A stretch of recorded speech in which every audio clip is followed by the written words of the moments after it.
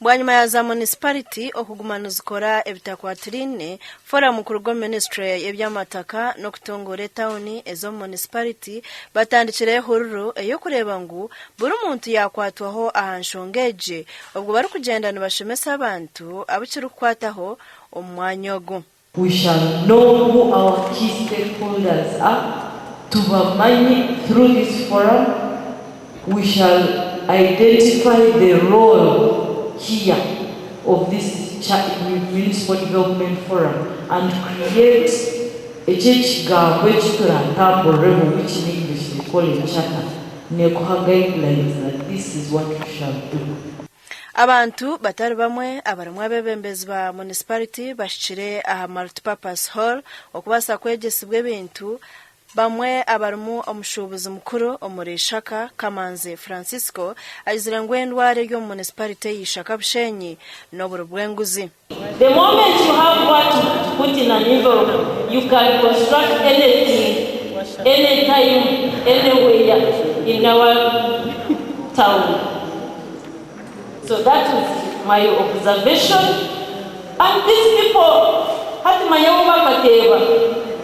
they know these people in the villages don't know their rights.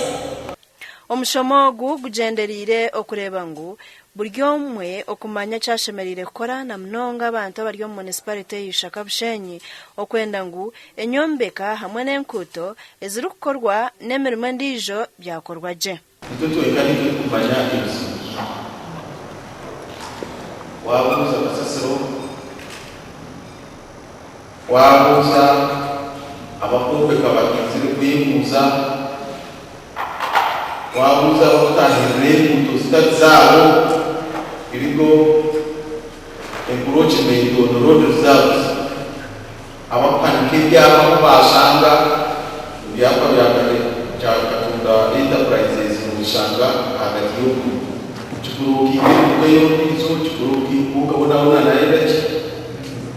okumaraho bushimano burubwenguzo muri shaka Bushenyi municipality abebembezi abanyadini hamwe n'abashubuzi bashikire omushomo gw'ebiro bibiri ogubire gwebembirwa ba ministry omu lands and urban development. Let the municipality not be for the mayor, let the municipality not be for the town clerk, let the municipality not be for the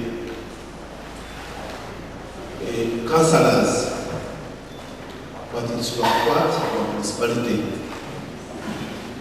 Abantu batari bamwe na bamwe baronzirwe okwegesa ebitongore hamwe nebyanga okushomesa abantu barukurabira omishomo hamwe n'enchiko.